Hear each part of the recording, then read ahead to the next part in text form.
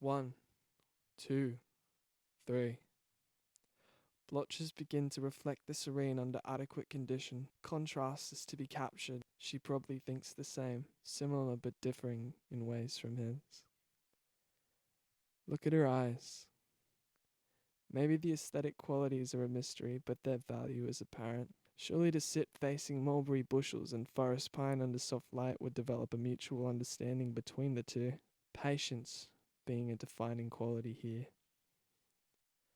Refrain, repeat, breathe. Motion of the legs begin again. Dew blasts from the pointed tips of bladed grass with every step. Minimal foot drag as motion intensifies. The dream of the canvas capturing the perspective from the highest point is abandoned with every stride. Breathe in, breathe out.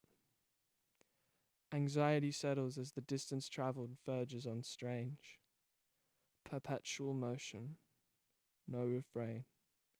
8, 11, 14, 17.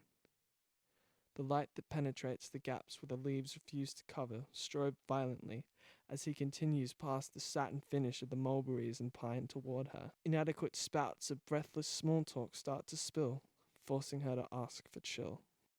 So he did.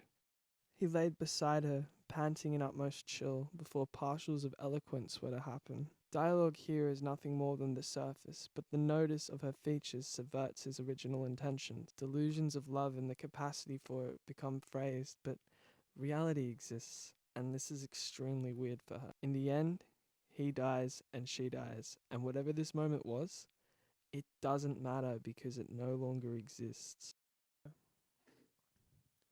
William Shakespeare's The Tempest, Robert Frost's Maypole, and My Terrible Excuse for a Piece are all central to the characters and their control within the story. So basically, there's a strong focus on control and its effect on discovery. Prospero is the character with the most control out of all the texts. He's got magical powers in the depth of a subservient air spirit called Ariel to help orchestrate events within the story.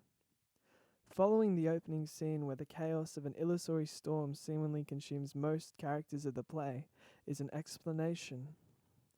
In media res in The Tempest is contrasted by the initially concerned dialogue between a father and daughter.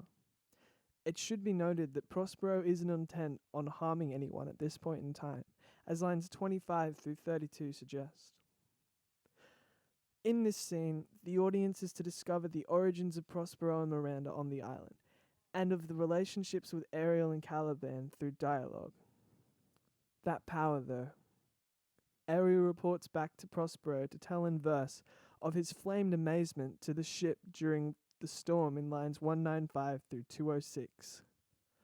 Having control of this creature, Shakespeare allows for the believability of metatheatrical events that Prospero coordinates throughout. The first happens later in Act 1, Scene 2, as Ferdinand, the subject, takes on the role of the hot new boy in town. Ariel's music being a recurring motif for the magic of the island leads Ferdinand to Prospero and Miranda to be dealt with. The flourishing love of Ferdinand and Miranda is a convoluted discovery that is okay by the mask, where desires other than innocent love come out, but simplicity is the basis for my piece. Toddles is troubled by a woman enjoying the serenity of his property as he tries to paint it. There's something wrong with him, and there's an obsession that develops into a weirdness that happens in the end. The obsessive nature of Todd is apparent, where short singular lines disrupt the flow of the piece as he tries to form a state where the stroke is proper. This is where the control is conveyed. The woman is placed within a loving confession as Todd spills out words to point of weirdness, almost relatable like he were a failed Ferdinand. Then there's the ambiguity at the ending of the story.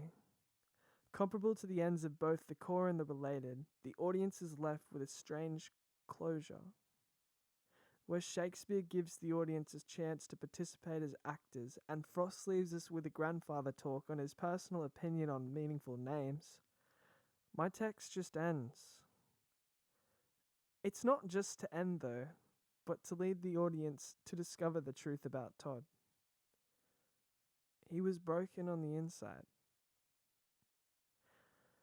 Frost Maple is a third-person subjective telling of the title character.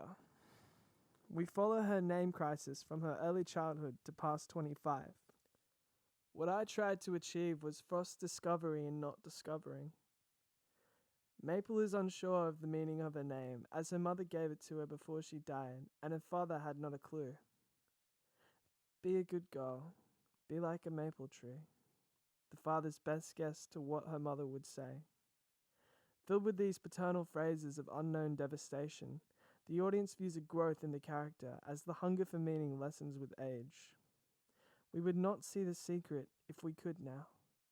We are not looking for it anymore, is really the turning point. So hopefully you learn that discovery is just a reflection of a character's control within a situation. But prob's not. Sorry.